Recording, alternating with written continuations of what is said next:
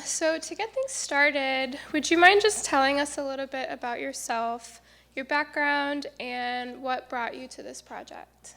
Yeah, for sure. Can you all hear me okay? Great. Before I get into that, let me just thank you, Hannah, for doing this and for putting together such an amazing course and including the exhibit as part of the course. It's wonderful. Thanks to Maggie for inviting me to present earlier today at the workshop, the Religion Americas workshop, and Nathan for responding. It was really a lovely and lively conversation.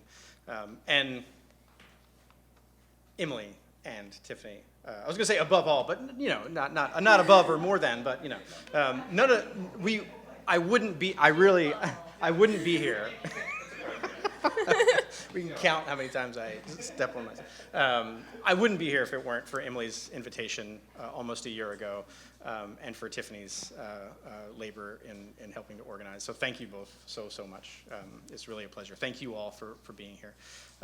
So my background, so I'm a Scorpio Sagittarius cusper.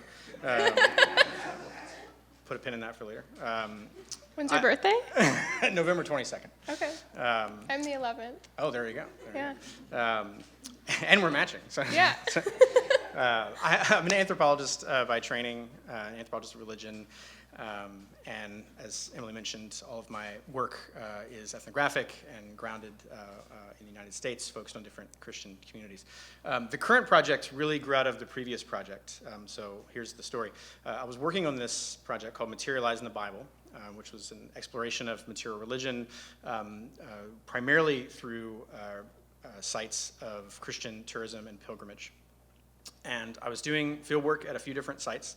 And to complement that, I assembled this physical archive, print archive of materials, primarily sourced through local antique malls and eBay. And this got to be a little over 1,000 items, primarily ephemera, old guidebooks, brochures, advertisements, postcards. It now resides at the Newberry Library in Chicago. So a big shout out to Will Hansen there for being interested in the collection and receiving it. And so I think it's all searchable and findable at this point. At a certain point, I started asking myself, who's selling this stuff on eBay? I know why I'm looking for the 1936 guidebook to Palestine Park in Chautauqua, but who has it? Why are they selling it? And so I started messaging with the sellers and just telling them who I was and asking them, can you tell me anything about the object, where it came from? And I don't know exactly what I expected. I suppose I expected a lot of sort of, it's a family inheritance object of some kind, and I just, don't want it, and I'm cleaning out, my grandmother's attic or whatever people might say. And a few people said that, but mostly people said, I don't know anything about it. I got it at an estate sale for the purposes of reselling it. And I thought, wow, I didn't see that coming. That was a surprise to me. I mentioned this earlier in the workshop. I mean, some people grew up going to estate sales with their parents. I did not. I had never really heard of them before. And so it was sort of all news to me. So I started, trying to locate resellers who had a particular focus on Christian material culture.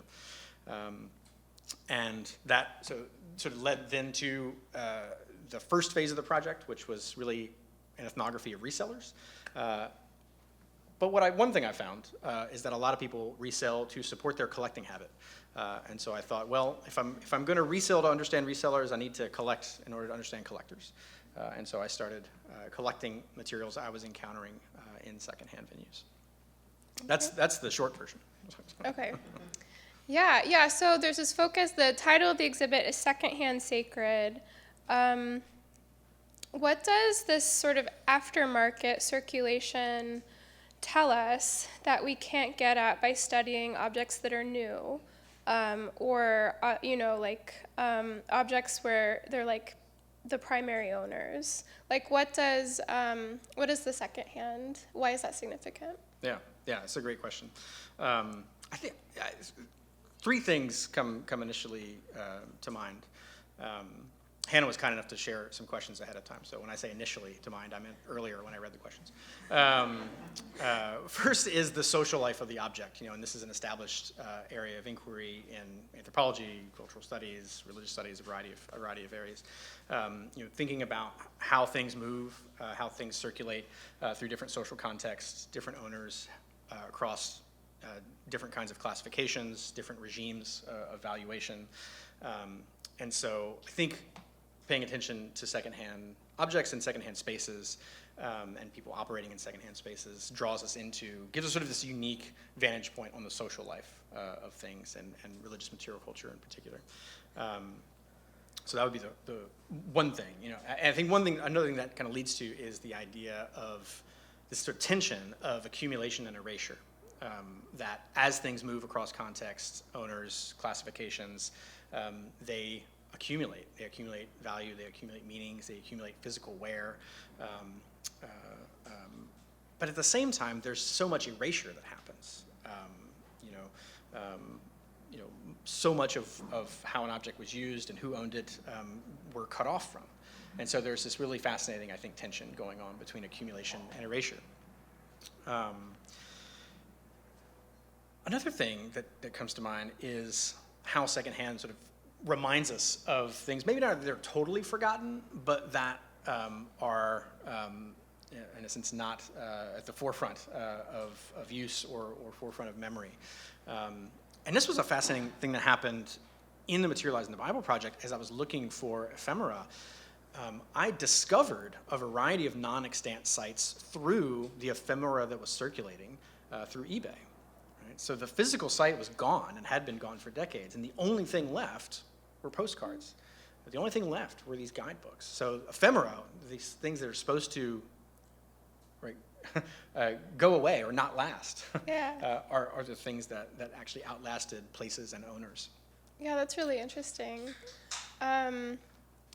So when you are resale shopping, whether that's at an estate sale, thrift store, wherever you are, what kinds of stuff are you looking for? What's your sort of selection criteria?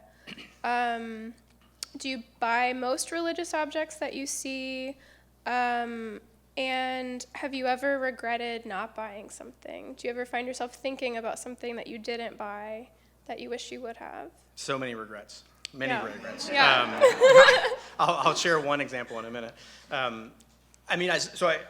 There is so much stuff out there that I certainly don't buy everything. Everybody in my household is very happy that I don't buy everything.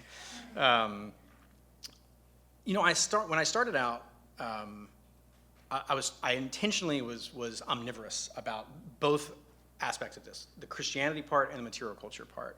So if a group sort of claimed to be Christian in any sort of way and they produced something and I found it, that was Christian material culture for me. And on the material culture side, any kind of media, So, of course, there were various kinds of household items, but then also, obviously, books, but VHS tapes, cassette tapes, LPs, DVDs, right? If it existed in some kind of material culture form. But that gets unwieldy because there is so much. And so you do end up focusing sort of some veins in the collection kind of start to form. So there's certainly an interest around games, biblical games. There's an interest around tracts, like witnessing tracts, postcards. I have a fondness for postcards. Who doesn't? LPs, vinyl LPs. So these veins start to emerge based on kind of what I'm finding. I'll also say, with this exhibit happening, and there's two parallel exhibits happening at public libraries. The process of exhibiting is guiding the collecting as well at this point. So there are things that I probably would have passed on a year ago, but now when I see them, I think, that'll fit perfectly in this upcoming exhibit theme. And so that's been helpful in some ways because it directs and guides. A regret. So I was at this antiques and oddities store in Ohio, and I was looking around and I didn't see a whole lot. that drew my attention, you know. And then my eye landed on this LP, and it was a choir of some kind. Clearly, it's like, okay, that looks sort of Christian-y, so you know, I'll go check that out. And then I keyed in on the text, and the name of the album was "He's Able" by the People's Temple Choir, and it was still wrapped, still in the casing, and it turns out that this is the only album that the People's Temple produced. They produced it in California before they had left for Guyana. I think it was like 6 years or so before the mass suicide. And there aren't that many copies floating around. And the guy offered me $250. Now, at the time, my sourcing costs really went above $10. So I thought, I shouldn't. He came down to 200, you know. And I still passed. And in hindsight, $200 was a really good deal, actually. So there are no copies available at the moment online, at least the last time I checked, about a week or so ago. And the most recent sale on eBay, anyway, was for $450. Oh, wow, okay. And so I should have gotten that People's Temple LP. Yeah, okay, wow. I wasn't expecting something like that. Well, maybe one day you'll, be able to find another copy. I'm going out tomorrow. Yeah, so. Yeah, it's the search. So can you tell us about a few objects in the exhibit? Maybe some of your favorites, some that you think are really unique or that have special stories of where you got them? Mm-hmm. So there's roughly 200 objects between the two cases, and so it's really hard to choose. If anybody's seen the brochure, and I think there are copies that you can take with you, there are a few items singled out there, and so I won't tell those stories again. But there's a little pin. There's a little pin in there, and it's on top of the "God is Dope" T-shirt. And if you haven't looked closely at the "God is Dope" T-shirt, I encourage you to look at the printing on the inside, and that's all I'll say. In a 5-minute break, you can go look at the sort of producer information. So there's a little pin on top of it, and it says Holy Land, USA. And I really love this for a couple of reasons. One is the site that it came from is most likely, so now there is, as far as I know, there are 2 Holy Land USAs. One in Bedford, Virginia, that is no longer extant. One in Waterbury, Connecticut, that has been revived. It was sort of defunct for, I think, from 1984 through 2013 when it was purchased by local business people. And I wrote about Holy Land USA. I sort of wrote sort of the social history of that site for the Materialized in the Bible project, and developed a real fondness for the site. Could you maybe say a little bit more about, is it like an amusement park? Yeah, so it's a series of miniature replicas of the Holy Land. Okay. And it was created by a guy named John Greco. It opened in 1958. He sort of added to it over the years. It really is, it emerged from Waterbury in a variety of ways. Greco was a Waterbury native. A lot of the materials were from abandoned buildings and different kinds of sort of refuse that came from closed houses and businesses in Waterbury. As I wrote about it, I was trying to highlight the fact that it is a place bound to local lives in manifold ways. Not just a kind of kitsch place, which is how it often gets talked about, and also not only as a kind of folk art place or visionary or outsider art place, which it also gets talked about quite a bit. Both of those do some erasure to the locality of the site. Anyway, that pin, based on the way it looks, there's no information printed on it, but based on the look of it, probably was produced in the early 80s in a failed effort to buy the site as it was sort of dying. And so I love it for that reason, but also for where I got it. I got it from an antique store in Connecticut from a woman named Lynn, who has owned her shop in that location for about 15 years. And Lynn has become a really, really generous and wonderful ethnographic collaborator. Always welcoming, always full of ideas about staging exhibits, always interested when I bring in items that I've bought from other places, always interested to see, and she sets things aside for me very kindly, and has just become someone that I look forward to seeing every week. And so, because I was able to buy it from Lynn. I also tease Lynn. So Lynn's store is kind of like these cases, like organized chaos. And so it's kind of impossible to like be in Lynn's store and feel like you've actually gone through everything because there's stuff everywhere. So I tease her that one, she's hiding things from me, and two, that every time I come, I find something new. And that pin I had been in half dozen times and searched through, I think, that exact same bin, and then found it. Yeah, that's true when you're looking at the exhibit. I've seen it several times now, and every time I come back to it, I see something new. That's wonderful to hear. Yeah, yeah. So you've talked about your experiences buying these objects, and I kind of wanted to also ask you about your experiences as an eBay seller. So that's also a part of this project. In your experiences and in your correspondence with people who are buying your items, why are they buying them? Like, why? What kinds of items do you have on your I guess eBay site, and then like why are people interested in them? Are they for religious reasons? Are they maybe not? Yeah. Great. So I sold for about 2 years, and sold I think 530 or so items. I'm not really selling at the moment, but that's not to say I won't start again. Who knows? Many people bought for devotional reasons. Yeah. So part of the method was to message with people who bought from me. I would send them a note, thank them for their purchase, say who I was, and ask if they'd be willing to share why they were interested in the item. Most people responded to me, which was a lovely surprise. I expected to get ignored a lot. Now some people gave very short responses, no caps, no punctuation. They didn't want to talk anymore. Other people sent me big long stories. So either buying for themselves devotionally or as a gift, for usually a family member with sort of devotional aims in mind, but not entirely. So if you take materials that might be called vintage Catholic, I think there are 3 sort of buying publics out there looking for this and probably bidding against each other on eBay. People who would identify as traditional Catholics. So folks who sort of reject the legitimacy of Vatican II, and so they want materials that were produced before it.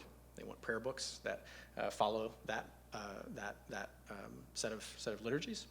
Then you also get folks who would identify as oddities collectors. And oddities collectors, there's definitely diversity there, but I think one sort of way to describe them as a group would be people who are interested in materials that sort of operate along the membrane of life and death. And so things like sick call sets or funeral cards, anything around healing, holy water, they're going to be attracted to. Anything that's like goth. Anything that's goth. Yeah. You said it so much better than me. I'm talking like membrane, like goth. Goth stuff. So oddities, folks. But then also artists who like to transform or upcycle. There's a really great Instagram account called Drag Jesus Glitter. And Drag Jesus Glitter, I don't know the name of the artist, finds sort of classic representations of Jesus in secondhand venues and transforms them into a Yaz King. The higher the eyebrow arch, the closer to God, is part of their tagline. And so they will take some of the same items that an oddities collector might be looking for, at least the ephemera pieces, or that the traditional Catholic might be looking for, but for a very different reason. And so that's one example of how you're going to have competing buying publics. Yeah. So now that you're a few years into this project, would you say that you're more interested in the objects that you've been collecting and selling, or you're more interested in the people that you've met along the way and the relationships that you've been able to form? Can I offer a third option? Sure. Yeah. I think I'm interested in the social life of the object, which entails people's engagements with them. So I mean, it's certainly a both and. I'm interested in the objects themselves and their kind of affordances. How they're composed as material things, the kinds of accumulations that are visible, that are sensible broadly. But of course, right, things don't exist by themselves, and so who has them, who wants them, who's selling them, who used to have them. Those are all of interest as well. But then, of course, also like the spaces they exist in. Estate sales is a kind of secondhand space. Thrift is a kind of secondhand space. eBay is a kind of secondhand space. And so doing my best to keep the material object contextualized within broader assemblages. Yeah. Well, so this quarter I'm teaching a course on Christianity and consumer culture. And a big focus of the course is looking at material objects and studying American Christianity through commercial objects. So I wanted to ask you, and I know you'll be visiting our class tomorrow, but I see a couple of my students here. I wanted to ask you if you have any advice that you would give to students who are interested in the intersection of religion and material culture. I'll try. I'm usually not too great on advice. I'm good at taking it.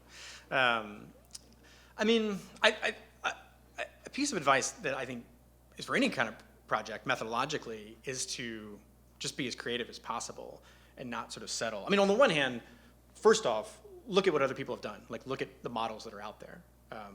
The Journal Material Religion is an amazing resource. Publishes amazing scholarship. There are all sorts of interesting methodological proposals, on display, in the pages of that journal. I think it's now 15 years old, give or take, maybe more, going on 20, maybe. Anyway, so start with what's already out there, but then you got to think about like what's tailored for what you're looking at. You have to tweak, you have to adjust, you have to introduce something new, and that's where that creativity is demanded, I think. In the context of my project, again, I'm sort of biased to be thinking about the social life of things, and so I do want to say, like, no matter what sort of life stage of the object one is interested in, to not totally decontextualize it from the others, even if you're not totally trying to take the broad picture.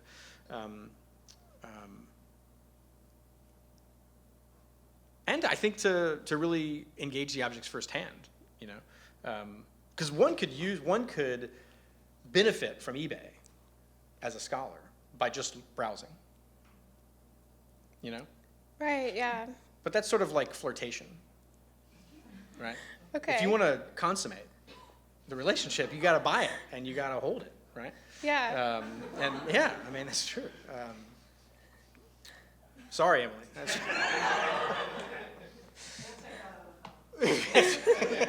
just edit it out. That sensory encounter, right, which is so crucial to the field of material religion broadly, to not shy away from that. Well, my last question is, do you have a personal collection of stuff that is maybe for this project, but maybe just for you? And will you continue collecting after this project is over? I have one now. Yeah. No, I mean, so I wasn't a collector prior to the project. And I want to go back to one thing I said earlier about collecting to exhibit, because that's very much how I'm thinking about this. And so I want to run an idea by you all, and I would love your feedback during the break, afterwards, whenever, whenever maybe you have a chance to snag me.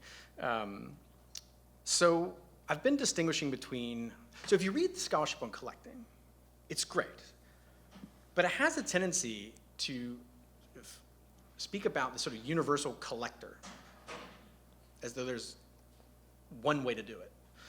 Now they'll talk about, obviously people collect different things, but there's like the collector.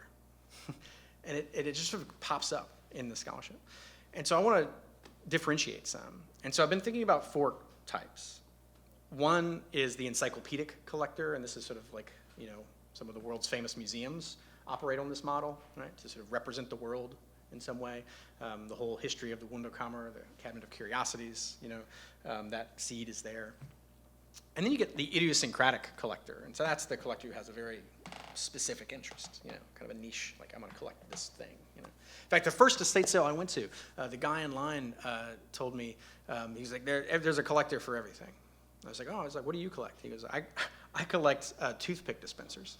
Oh, okay. I didn't see that coming either. And also hotel bells. He also collects hotel bells. So a niche, right? So you get the idiosyncratic collector. You get what might be called the salvific collector or the salvage collector. And so this might be, think about early ethnographic collections. Franz Boas, his donation to the Field Museum. The idea that they are collecting in order to preserve something that's disappearing. And then you get the artistic collector. And this is what I'm thinking about my practice in dialogue with. Some of you might know this artist named Joseph Cornell. Is anybody familiar with Joseph Cornell? I was not until very recently. I'm kind of obsessed with him right now. I won't go on too long about this, so forgive me. So Cornell, 1903, 1972, started collecting in the 1920s by scavenging secondhand stores in New York City. Lived almost his entire life in New York and in New York City, his entire adult life in New York City.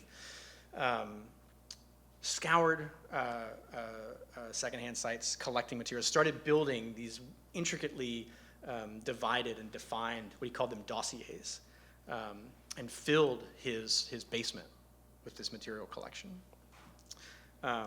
He started producing, creating collages, and then eventually shadow boxes. I think he's best known for his shadow boxes. I'm going to see one on Monday, the 28th. I'm super excited. I believe the Art Institute of Chicago has a number of Cornell pieces. Is that right? Yeah. So that's on the list to do. He gets put in with the surrealists a lot. I'm sorry if I'm telling you all things you already know.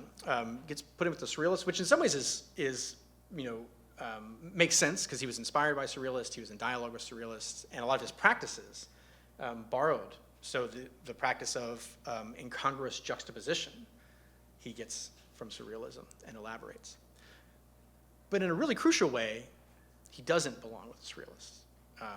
Through his whole adult life, he was a Christian Scientist, and he understood his entire artwork, his entire art sort of career as an outworking, materializing of Christian Science theology, which would certainly be not settle well with most surrealists anyway.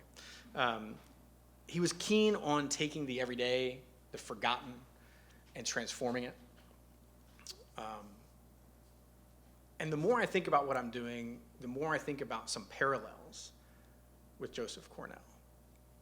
And so what I'm starting to think about is how I could, in some ways, understand what I'm doing better by looking to those kinds of models.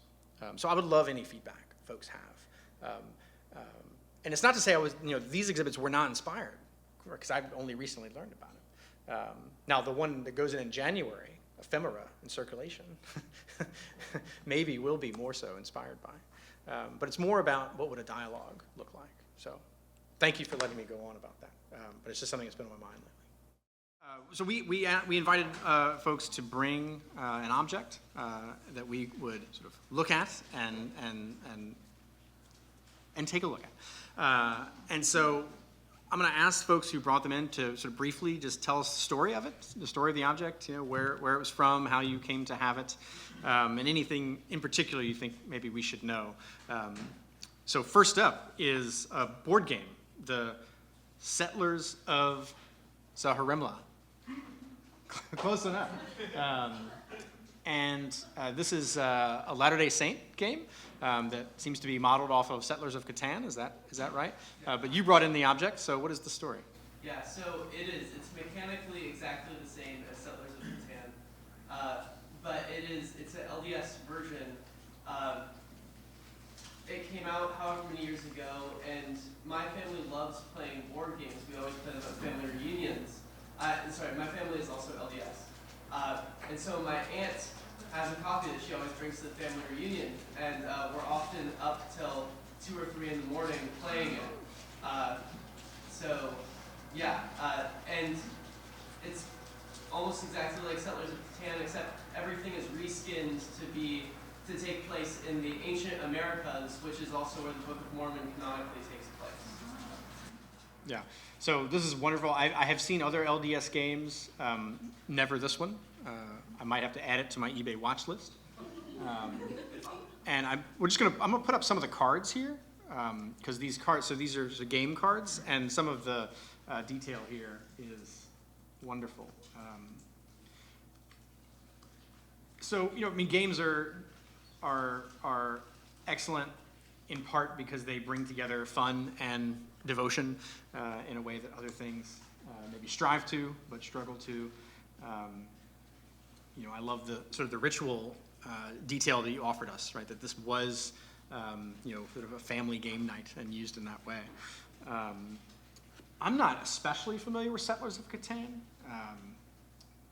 but I think this model of taking an existing mainstream cultural form and, in this case, Mormonizing it.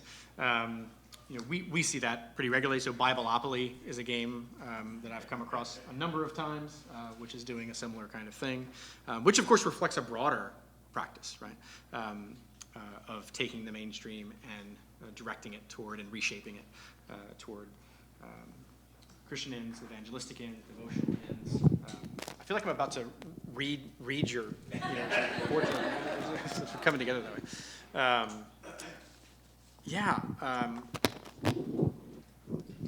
And you offered a detail about the box. Could you share that with us as well? Because I think that's important. Yeah, of course. To recap, this is like an LDS version of Settlers of Catan. I think something that's really interesting about the Latter-day Saint religion is like how sort of frugal a lot of people are, even if they're very successful.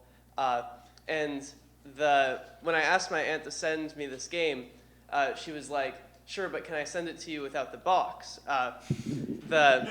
Presumably to save on shipping. And initially I was like, "Oh, I would like to have the box," but then I thought about my own thought process, and I was actually asking her for the game instead of buying it on eBay, which I could have done for a pretty reasonable price, $25 or $30, because I was looking to save that money. Yeah, and so, for collecting purposes, for exhibiting purposes, and for resale purposes, having the box would be ideal, and this, of course. And the box will offer some great sort of further textual detail about the game, some insight, I think, into how the game is marketed. Now, this does include the instruction, but the instruction booklet, by the way, is nice and it's extensive. Inspiration Games, so, that's upside down. Inspirationgames.com, so all of you can go there. Perhaps they have other games for sale. They have one other game called the Ark of the Covenant, which is there you go, version of Carcassonne. Yeah. And so, you can enjoy visiting that site together. We could keep talking about this game, I think, for a long time, but we have other items on the table, so let's move along. Next up, an item that Hannah brought in. Yep. So this is sort of like an icon that I bought at Jackson Square Antique Mall in LaGrange, so out in the suburbs here. I think I paid maybe like $20 for it. And when I saw it at the Antique Mall, I I texted a photo of it to my friend Lydia, who is here today, who studies ancient Christianity and had taken a course on icons, because I had a question about who this is. Is it Mary? Is it someone else? Mary's typically shown wearing blue. This person's wearing red. And there's an object near her hand that's not quite in her hand. I'm not entirely sure what that is. So I really liked it as an art piece, and it's hanging up in my home. So that's all I know about it. Yeah. So I think you paid a good price for this. Yeah. I felt obliged to weigh in on the financial investment. So I also want to flip her before we talk some more about it. Also, if anybody can identify the figure, we would be grateful. I cannot. It certainly could be Mary. It could be a saint. Could it be Jesus? Could be. Is it a feminine character? Is it a masculine character? Is it? That can be tricky to assign. There's no information on the back here, but there's no information about the image on the back. But there is some other detail which I would have been an attraction point for me. We talked about this in the workshop earlier. Evidence of use, and here we've got two kinds of use that are evident. It's sort of a market value that's been assigned to it. Looks to be 250, but that maybe could be 25, and somebody left off the other zero. It's a little uncertain, but looks to maybe be, at one point, somebody charged $250 for this. But did they get that? We don't know. But it also has this detail at the bottom, which I love. Purchased by Nolan for Mary Ann from Miss Lillian, Chicago, 1980, Christmas. So it seems to be a Christmas gift. And so anytime there are those, markers, evidences of its social life, that makes me attracted to the item. But also, because it's hand done, I think that's wonderful. Did you try a Google image search? Oh, yeah. No. I don't have my phone on me. We could try that. We could try a Google image. Does anybody recognize the figure? Is she holding a palm? Well, that's Seems the like thing. it's Uncertain. Oh yeah, I can zoom in. I don't have to keep lifting it up. It's like beside Yeah. But she's holding something, or she's got a Yeah. weird She's hand. Right. It's levitating. I don't know. She's holding it by like one frond. Yeah. Or is it a tree in the background? And her hand is just. And her Oh, hand and is her just- hand is thumbs just- up. Yeah, I mean, I think it's a tree in the background. Okay. This could even. Well, active,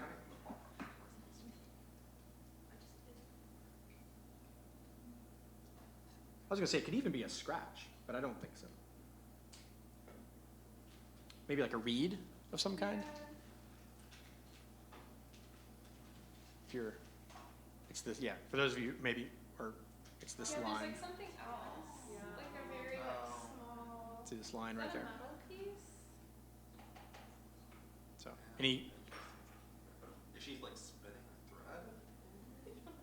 a thread? Any guesses who the figure is? Check out St. Lucy. Could be- Lucy? St. Lucy. Okay, Okay. could be St. Lucy. They have her eyes out of her head. Yeah, usually. Yeah, well, yeah, but she holds like a tree. Okay. Okay. Yeah, I mean, so this is a moment where I'm not a Catholic studies scholar, so identifying the saints is something doesn't come super easily to me. I usually have to look them up, do a Google image search, ask a colleague who is a Catholic studies expert to help me out, which I've texted colleagues many times from secondhand venues. But I think this is great. I like that it's on wood too. I mean, different people obviously will have different preferences with respect to medium and material, but I tend to be drawn toward things on wood or things made out of wood. Yeah, thank you. We have a ring. Do you want to tell us about the ring? Is there a ring of power? So this is a found object. I'm the operations manager for the Divinity School in Swift Hall. I found this earlier this year in the summer as I was doing my rounds checking on all of the rooms, and I found it in the ministry suite. So I was just kind of holding on to it because I also hold the lost and found for the building, and you know, as a Muslim, I also stand Jesus, so it's a little small for me, though. I would guess it's a man's ring. I don't know. But that's the story. I'm a little envious for the wearing and carrying exhibit. If you want, you can put it in there. Well, I don't want to intervene on the lost and found prematurely. But also, I'll take it. Yeah, I kept looking for rings. You know, and I stayed on the lookout for a few different things that I kept wanting to find to go and wearing and carrying. And I was trying to be good about not, in a sense, cheating by going to eBay. You know, there's something about the serendipitous find that has, to me, a kind of value. eBay is wonderful in many ways, but it's also, you know, search for whatever you want and you'll find it. And that is both wonderful and takes a little bit of the romance out of the search. A ring that had the name Jesus on it was on my list. A smartphone holder was on my list. And I see a lot of smartphone holders when I'm out and about, and I've not seen one yet. I know they exist because I've seen them on eBay, but not when I'm out and about. So there are various things that I've hoped to find, and a ring is one of them. And so this is, there's nothing on the inside. I was kind of trying to turn it around so folks could see there's nothing there on the inside. Now, if we light it on fire, we'll see. I don't know what happens. Yeah, this is great. And so I found, and where was the context again? The find spot, to use a good archaeology term? Yes, so it was found on top of the audiovisual cabinet in the ministry suite's classroom. So the ministry suite is where we have our students who have the most religious devotionality. I don't know. Those are the students who. Yeah, you're a born archaeologist. That was great detail. So yeah, this is an excellent ring. We can keep it in the lost and found in case somebody. I would hate for somebody to see it in the exhibit and be like, "That's my fucking ring, man." So a little while longer. I'm not sure what the grace period is, but let's see what was next. This booklet was next. I think. How are we doing on time, by the way? I don't want to. Okay. Yeah. We had a booklet here. Does somebody want to tell us the story of this booklet?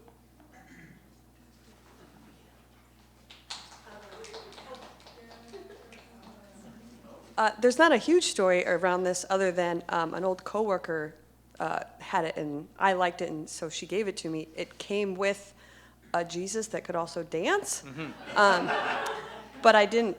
That was a little bit too much, so I erased Jesus from the. I didn't keep the Jesus, so it's just the book. But that's all. I thought it'd be helpful to see some of the options for you. The cheek turn I've done. I've never done the Judas. Now I will say this. I recognize the format of this booklet and the press. At a St. Vincent de Paul in Naples, Florida, I found a little confession booth. And when you press the button, an automated voice goes, "Your sins have been forgiven." And it's the same producer, and it's the same. So they got a whole line of items, but it was fully. I mean, it was a very serious, object, right? It was trying. The text of the book was teaching you about the why of confession and the how of confession. It was not, pure satire, right? Here we go. And so I recognize the. Is that the walk on water? Yeah? The water walk. Okay, fair enough. Temptation, tango. I should say, too, that I post many of my later. That's right. We have music for the snacks, right?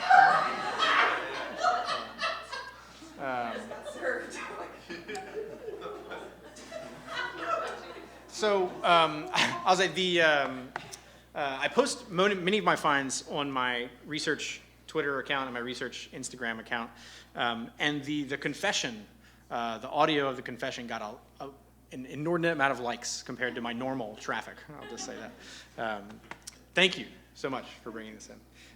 Is there a date on it? There must be a date. 2017. This is a first edition. Hannah. All right, this is a board game that I purchased on eBay for my class, actually. One day later on this quarter, we're going to be playing some religious board games. So I was looking specifically for a Catholic game, and this was the cheapest one I could find. I submitted a lowball offer of $10, and it was accepted. And when I received it, I was really happy to find all of this ephemera inside the box in addition to the game. So there's a catechism that Maggie was looking at this and she said it looks like it's been exercised. It's quite beat up. And then there's like a bunch of like magazine pages that were like advertisements for this game. And additionally, like a bunch of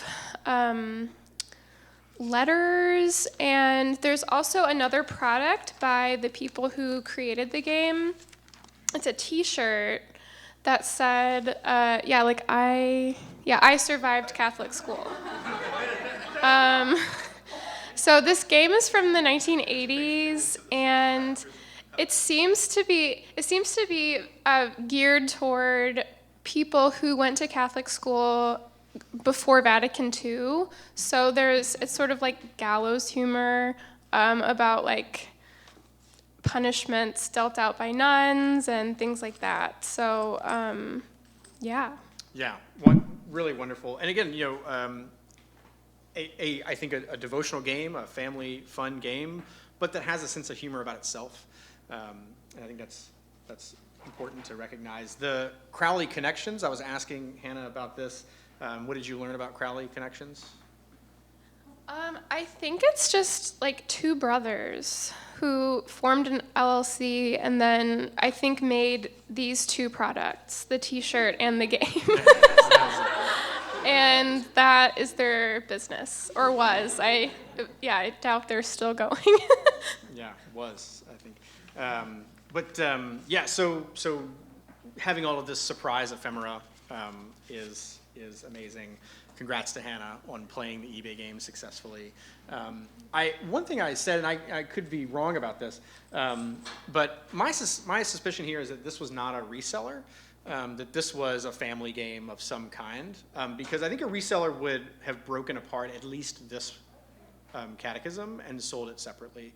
Benziger Brothers is a popular, was and is, I think, a popular producer. It was the official press of the Vatican, right? Printers to the Holy Apostolic See. So some people seek out Benziger Brothers materials exclusively. It's 1921. It's in relatively good shape, I think, for its age. So this is very, I'd have to look at the 90-day comps to tell you for sure. But I think this is very sellable on its own, and I think a keen reseller would have taken this out and sold it separately. This one might have been a gratis with this, or they might have just put this up at a low because it's in pretty rough shape. The page, inside it's actually pretty great, but the cover is kind of rough, and some people very much care about the display value of objects. So I think it was probably, somebody who used the game and collected the ephemera, not somebody who got it from an estate sale, right? Again, could be wrong about that. Could just be a bad reseller. Somebody doesn't know what they're doing. Some great instructions here. Not as extensive as the LDS game we saw, but still helpful. A deeply gendered structure to this game. The goal is to become the Pope. You begin as an altar boy.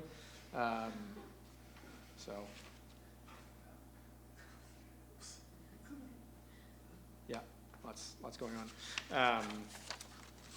They had an advertising agency. Oh, yeah. They dreamt big. The cards are great. So we got grace cards, we've got sin cards, and then a lot of these games end up being sort of quiz games, trivia, sort of religious trivia games, trivia of tradition games, I guess. This one has some other elements going on that are designed to make it fun. See me after school card. Yes. Didn't see that coming. So, but these are, the playing cards are, there's a little bit of sort of Monopoly, what card do I land on, luck, and then quiz trivia. Oh, yes, the board for sure. Thank you, Hannah. Trying to keep this all straight. A great find. Got a very good price, $10. I'm gonna zoom out.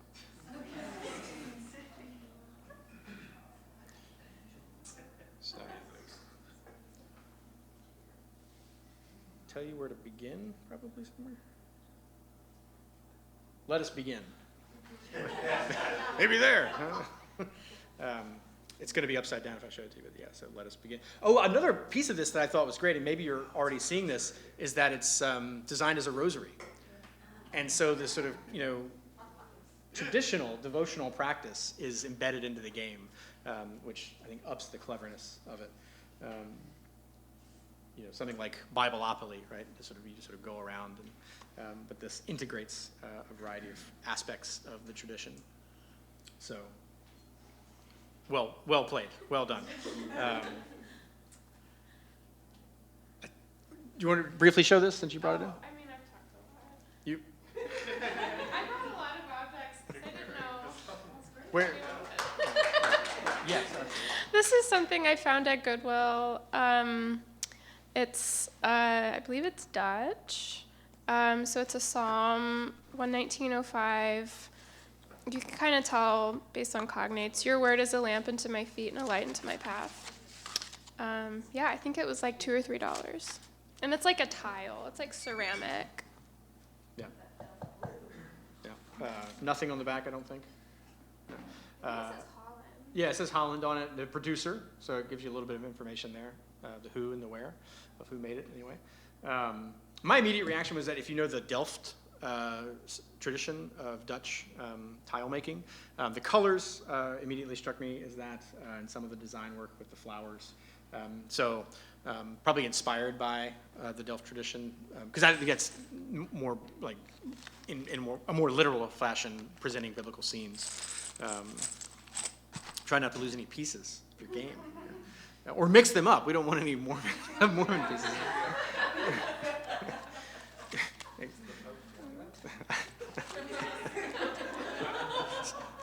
Be a surprise for everybody.